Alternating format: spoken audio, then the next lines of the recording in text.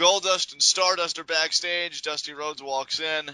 Well, actually, before he does, Goldust, has some words to Stardust. He says, look, I've been where you're at, and it's a very dark road, okay? You just listen to me, and then Stardust seems, again, very resistant. Then Dusty Rhodes comes in. He says, hey, Goldust has been trying to get through to you, Cody, for a few weeks now, but now I'm here to get through to you. Dusty says, all the stars and things Cody looks up to means nothing without family. He says he loves them both. Goldust shakes Stardust's hands, and they all hug.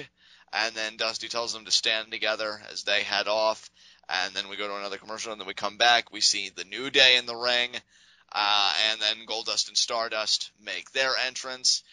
And, Kofi and Xavier, I think, are representing the New Day, if I'm not mistaken. So, Woods might be healthy again because he was injured for a while. Yeah, I think I read a report that he was healed, so it's great to see him back in action. Yep. Xavier starts off with Stardust. And then Stardust and Goldust seem like they're working very well together in the early going, very communicative. But then Xavier hits an enziguri kick, I believe, onto Goldust, only gets a 2 count. Then Kofi springs in. He, springboards onto Goldust and knocks Stardust off the apron. He gets a big drop kick and a right hand on Kofi. Kofi hits the boom drop, and Stardust comes back in. Woods gets dumped on the floor. Stardust goes for the beautiful disaster.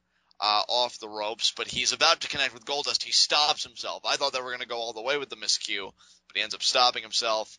Goldust pushes Cody out of the way, and then Kofi, I think, hits the Trouble in Paradise, and he pins Goldust.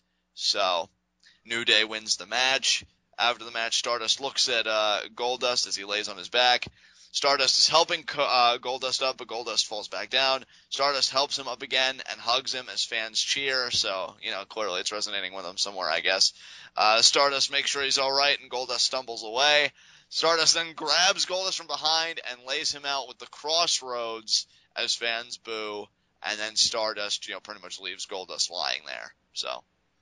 Yeah. It was, I feel like this would have been a more effective heel turn if it wasn't so obvious. Right. Like, I love me a good heel turn, but when you just, what's the word? Telegraph, that's the word. When you telegraph it for like 3 weeks, and then you're like, oh, hey guys, they're all better now. And then the exact same night the heel turn happens, like, it just could have been done way better, in my opinion. Oh, I completely agree. Maybe it's just you and I with how many years we've invested into watching the product, but when you have that many years under your belt, you can pretty much telegraph, when it's coming, what kind of plots are being laid down. And, I think it's always nice when you can trick your audience or do a kind of swerve. That's why, not to reminisce and bring up old wounds of things we loved, but that's why I really enjoyed The Shield. Because when it seemed like they were breaking up, because Ambrose and Reigns had this jealousy with each other, Reigns beat Punk in a one-on-one matchup, and it seemed to cure everything for the Shield, and they all got on the same page. Hell, same thing when they were kind of feuding with the Wyatt family, and it seemed like, are we going to break down again? And they came back stronger than ever. So, it made, when they finally did break up, all that more poignant and all that more heartbreaking. Whereas this, I just really didn't care. So, after that, we get an interview with Byron Saxton and Roman Reigns backstage, and I enjoyed this personally. I loved Roman Reigns' confidence here because Byron asks him what his journey to WrestleMania 31 has been like. Reigns says, hey, I went through the Rumble and then the Yes movement, and then when I'm through with all of that, I've got to face the Beast at WrestleMania. He says, look, I'm not focused on the journey with everything I going on. I'm just focused on the destination. That's WrestleMania. Byron asks about the Authority and Daniel Bryan. Reigns says he has a ton of respect for Bryan, but if he got eliminated at the Royal Rumble, he would have taken it like a man. He can't say the same for Bryan. Reigns says the only reason Bryan has a chance of going to WrestleMania is because of him.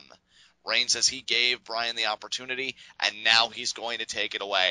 I gotta tell you, the past few weeks, and I know some people have, and rightfully so, I think, to a degree, have said that this story has gotten all muddled up, and that Bryan's involvement just really complicated things, and they should have just kept it on the path with Roman Reigns Lesnar, because they like the sit-down segment that, him, Lesnar, and Heyman did at that Snowden Raw in Connecticut. Mm-hmm. But even with this change-up, one thing's remained consistent. I have gotten back to really enjoying Reigns' promos. I feel like he's found his voice again, because I enjoyed this. And you know what?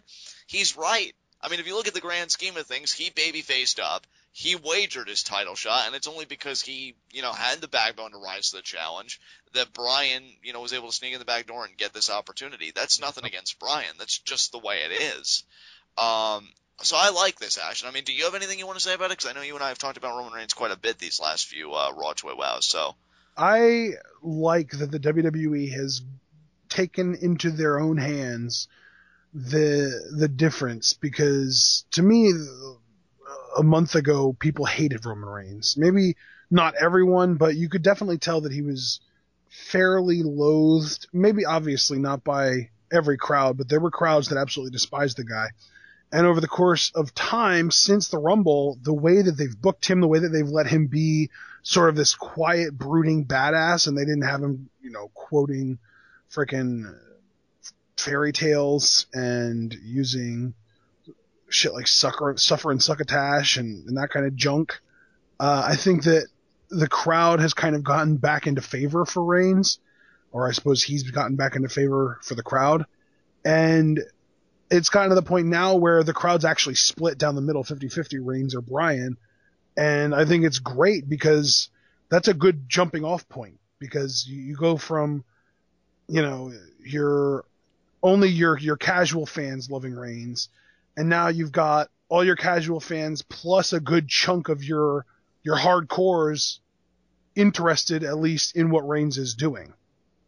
And I think that's the most desirable outcome when you're heading towards a matchup like this. Because I don't think you make a matchup like this thinking, okay, guys, we're going to really make one guy while we shit completely on the other guy. They're looking, I think, to really create an atmosphere.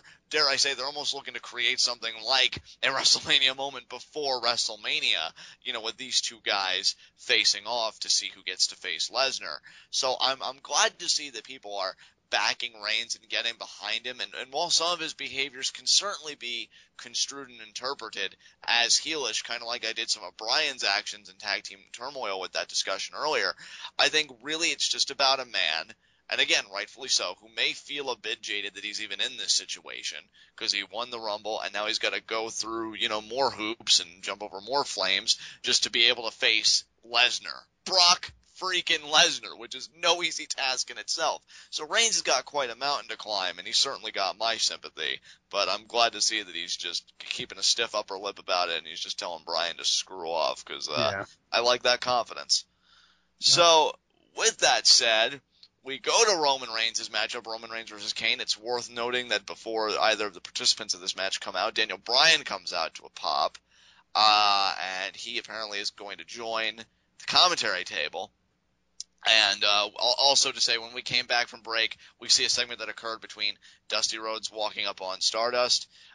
Stardust got upset because, Dusty called him Cody, and he said that space has caused Cody Rhodes to self-destruct, to explode. Stardust says Cody Rhodes dances with stars now. He says Cody Rhodes is dead, and as far as he's concerned, so is his father.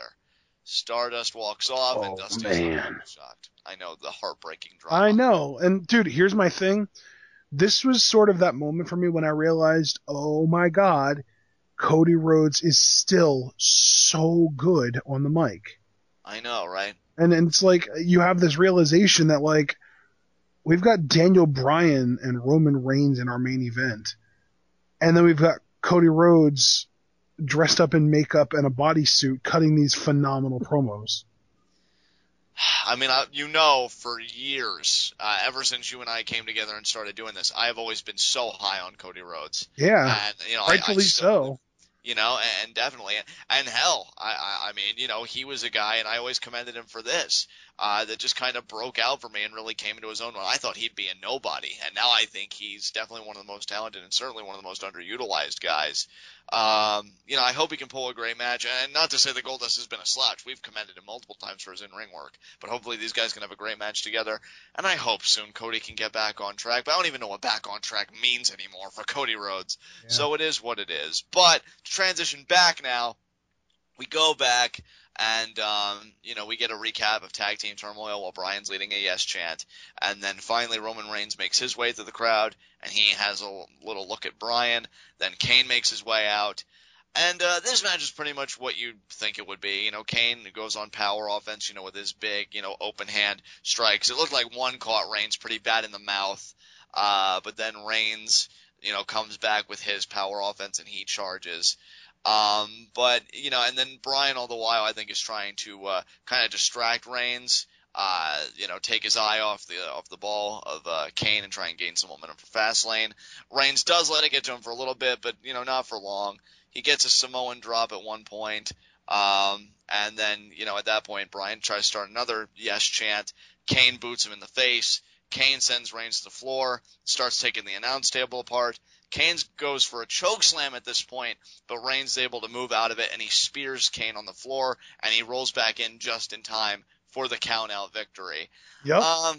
Not even going to nitpick about it. I was originally going to say I don't know how I feel about Roman Reigns having to get a count-out victory over somebody like Kane, but a win's a win. So that's a valid complaint in my opinion. Yeah, I just feel like considering how old Kane is and who Roman Reigns is, you should be able to beat the guy. Or at least who Roman Reigns is meant to be. Exactly. But here's the most interesting part. I don't know if I'm looking too much into it, and I know you'll always, put things back in perspective for me if I'm wrong. But the interesting part for me is Reigns and Bryan, they have a stare down. And then Bryan stands on top of the announce table, and he gets another yes chant going. But to me, that yes chant came off so weak. I don't know if it's because not everybody could see him doing one, though I don't think that's the reason. It just seemed like not many people were into it to me. It's so funny because a lot of people on Reddit think that the WWE is just straight up lowering the volume of the crowd. Interesting. Honestly, I wouldn't put it past them. I mean, it did seem like it got a little bit louder as Bryan was doing like the yes jumps and everything up the ramp. But when he was doing it on the table, I'm like, wow, I don't think I've ever heard a yes chant that low. So I did want to point that out and see what you thought, because I didn't want to be hyperbolic by any means, but it just seems like we go back to that divide potentially that people are feeling. Yeah. And maybe people just want to see what Roman can do. So we'll see.